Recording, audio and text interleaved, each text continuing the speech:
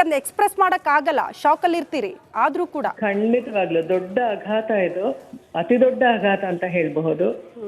ಅತ್ಯಂತ ಪ್ರತಿಭಾನ್ವಿತ ಒಬ್ಬ ಕಲಾವಿದ, ನಟರಾಗಿ, ನಿರ್ದೇಶಕರಾಗಿ, ನಿರ್ಮಾಪಕರಾಗಿ ಕನ್ನಡಕ್ಕೆ ಹಲವಾರು ಸಿನಿಮಾಗಳನ್ನು ನಮ್ಗೆ ಕೊಡುಗೆ ಹಾಕುತ್ತಿದ್ದಾರೆ. ಇವತ್ತು ನಾವು ಅವ್ರನ್ನ ಕಳ್ಕೊಳ್ತಾ ಇರೋದು ತುಂಬಾ ದೊಡ್ಡ ಆಘಾತ ತಂದಿದೆ ನಮ್ಗೆ. ಹೌದು, ನಾನು ಅವ್ರನ್ನ ಭೇಟಿ ಮಾಡಿದೀನಿ ಅಷ್ಟೇ, ಆದ್ರೆ ನನ್ಗೆ ಯಾವತ್ತೂ ಅವ್ರ ಜೊತೆ ಕೆಲಸ ಮಾಡ್ಲಿಕ್ಕೆ ನನ್ಗೆ ಯಾವತ್ತೂ ಅವಕಾಶ ಸಿಗ್ಲಿಲ್ಲ. ಸಾಕಷ್ಟು ಬಾರಿ ನಾನು ಭೇಟಿಯಾಗಿದ್ದೀನಿ ಅವ್ರನ್ನ. ಖಂಡಿತವಾಗ್ಲೂ ಅವ್ರ ಬಗ್ಗೆ ಗೊತ್ತೇ ಇದೆ ಎಲ್ಲರಿಗೂ ಸಹ, ಅವ್ರು ಮಾಡಿರುವಂತಹ ಪ್ರತಿಯೊಂದು ಸಿನಿಮಾಗಳು. And he can be an inspiration to many others. ಯಾಕಂದ್ರೆ ಒಂದು ಸಿನಿಮಾದಲ್ಲಿ ಕಲಾವಿದನಾಗ್ಬೇಕಾದ್ರೆ ಹೀಗೆ ಇರ್ಬೇಕು, ಇಷ್ಟೇ ಒಂದು ಮೈಕಟ್ಟಿರ್ಬೇಕು, ಈ ತರದ್ದೇ ಒಂದು ಸ್ಫುರದ್ರೂಪಿ ಆಗಿರ್ಬೇಕು ಅನ್ನೋ ಸಾಕಷ್ಟು ಕಲ್ಪನೆಗಳಿರುತ್ತೆ. ಆ ಎಲ್ಲಾ ಕಲ್ಪನೆಗಳಿಗೂ ಪರದೆ ಎಳೆದು ಬರೀ ಒಂದು ಪ್ರತಿಭೆ ಇದ್ರೆ ಸಾಕು ಮಾತ್ರ ಅಂತ ನಿರೂಪಿಸಿದ್ರು. ಹಾಗಾಗಿ ನಿಜವಾದ ಅವರು ಸ್ಫೂರ್ತಿ, ಪ್ರೇರಣೆ ಸಾಕಷ್ಟು ಜನರಿಗೆ ಆಗ್ತಾರೆ. ಭಾವನಾ ಮೇಡಮ್, ನಿಮ್ ನೆನಪಿರ್ಬೋದು, ನಾವು ತುಂಬಾ ಸಾರಿ ಕ್ರಾಸ್ ಚೆಕ್ ಮಾಡಿದ್ವಿ ಸುದ್ದಿ ಪ್ರಸಾರ ಆಗೋಕ್ಕೂ ಮುನ್ನ. ಯಾಕಂದ್ರೆ ಈ ಹಿಂದೆ ಕೂಡ ಇಂಥ ವದಂತಿಗಳು ಹಬ್ಬಿತ್ತು. ಸ್ವತಃ ದ್ವಾರಕೀಶ್ ಅವರೇ ಅದಕ್ಕೆ ಸ್ಪಷ್ಟನೆ ಕೊಡೋ ಪ್ರಯತ್ನಗಳನ್ನ ಮಾಡಿದ್ರು. ಆರಾಮಾಗಿದ್ದೀನಿ, ದಯವಿಟ್ಟು ಇಂಥ ಸುಳ್ಳು ವದಂತಿಗಳನ್ನ ಹಬ್ಬಿಸ್ಬೇಡಿ, ಅದರಿಂದ ಆಯಸ್ ಇನ್ನೂ ಹೆಚ್ಚಾಗ್ತಾ ಇದೆ ನಂದು ಅಂತ ಹೇಳಿದ್ದು ನೆನಪು ನಮಗೆ. ಹಾಗಾಗಿ ಈ ಬಾರಿ ಕೂಡ ಹಾಗೆ ಆಗ್ಬಿಟ್ಟಿದೆಯಾ? ಅವ್ರು ಬದುಕುಳಿಲಪ್ಪ, ಆರಾಮಾಗಿರ್ಲಪ್ಪ ಅಂತ ಎಷ್ಟು ಜನ ಹಾರೈಸಿದ್ರೋ ಗೊತ್ತಿಲ್ಲ ನಮಗೆ.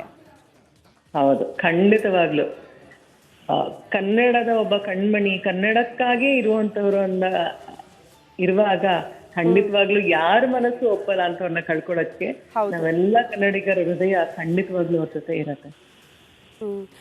ಭಾವನಾ ಮೇಡಮ್, ಈಗ ಸಾಲು ಈಗ ಮೊನ್ನೆ ಸೌಂದರ್ಯ ಜಗದೀಶ್ ಅವರ ಆತ್ಮಹತ್ಯೆ ಆಯಿತು, ಈಗ ದ್ವಾರಕೀಶ್ ಅವರು ಅದರ ಸರದಿಗೆ.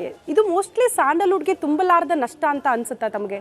ಯಾಕಂದ್ರೆ ಅನೇಕ ಕಲಾವಿದರು ಇವರ ಗರಡಿಯಲ್ಲಿ ಪಳಗಿ ಅನೇಕ ಸಿನಿಮಾಗಳಲ್ಲಿ ನಟಿಸ್ಬೇಕು ಅಂತ ಆಸೆ ಕಂಡವರು. ಇವರ ಕೊಡೆ ಅದ್ಭುತ ಸ್ಯಾಂಡಲ್ವುಡ್ಗೆ, ಅದನ್ನ ಮಾತಾಡೋಕ್ಕೆ ಮೋಸ್ಟ್ಲಿ ದಿನಗಳು ಸಾಕಾಗಲ್ಲ ನಮಗೆ. ತುಂಬಲಾರದ ನಷ್ಟ ಈ ಕ್ಷಣಕ್ಕೆ ಇದು ಸ್ಯಾಂಡಲ್ವುಡ್ಗೆ. ಖಂಡಿತವಾಗ್ಲು ಸೌಂದರ್ಯ ಜಗದೀಶ್ ಅವರ ಅಗಲಿಕೆ ಸಹ ಒಂದು ದೊಡ್ಡ ಶಾಕ್ ಅಂತಾನೆ ಹೇಳ್ಬಹುದು. ಯಾಕಂದ್ರೆ ಹಿ ಇಸ್ ಸೋ ಯಂಗ್. ಹೌದು, hardly he must be around ಒಂದು 50ರಿಂದ 53 ವರ್ಷ ಅಥವಾ 55 ವರ್ಷದೊಳಗೆ ಇರಬಹುದು ಅಂತ ಅನ್ಸುತ್ತೆ. ನನಗೆ ಅವರು ತುಂಬಾ ಸಣ್ಣೋಳಿಂದ ಪರಿಚಿತರು ಸೌಂದರ್ಯ ಜಗದೀಶ್ ಅವರು. ನನಗೆ ಅವರೇ ಆಮೇಲೆ ನಿರ್ಮಾಪಕರಾಗಿದ್ದಾರೆ ಅಂತ ಗೊತ್ತೇ ಆಗಿರ್ಲಿಲ್ಲ. ಆಮೇಲೆ ಅವರೇ ಬಂದು ಹೇಳಿದ್ಮೇಲೆ ನಂಗೆ ಗೊತ್ತಾಯ್ತು.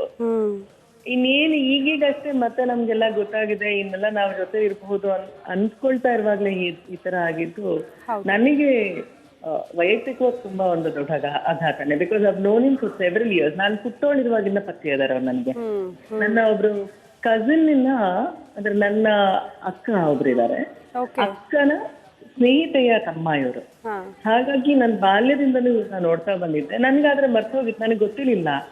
ಆಮೇಲೆ ಅವರೇ ಬಂದು ಪರಿಚಯ ಮಾಡ್ಕೊಂಡು ನಿಂಗೆ ಜ್ಞಾಪಕ ಇದೆಯಾ ನಂದಿನಿ ನಾನು ಯಾರಂತ ಅದೆಲ್ಲ. ಆಮೇಲೆ ಇತ್ತೀಚೆಗೆ ಈಗ ಒಂದು 4-5 ವರ್ಷದ ಹಿಂದೆನೆ ನನ್ಗೆ ಗೊತ್ತಾಗಿದೆ ಅವರೇ ಇದು ಹೀಗಾಗಿದ್ದಾರೆ ಅಂತ. Okay Bhavana madam.